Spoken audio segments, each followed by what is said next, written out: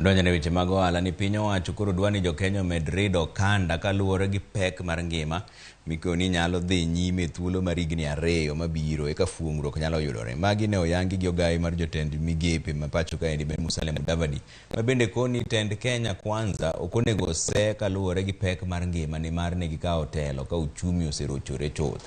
Mudavadi mane loso Mombasa e romo mar jolony mag goyo kwan omenda miluongo ni ISPAC nojiwo jolony go mondo konye keto jokenya e ler e wi weche manie paro mar chik mar omenda masani nyuolo siasa e pacho kaendi.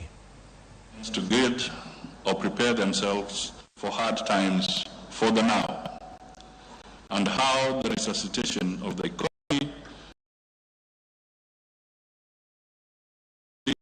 years. I want to assure you, I haven't been misquoted. I stand by that.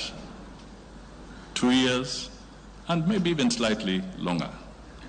And please do not misquote me because I am saying that.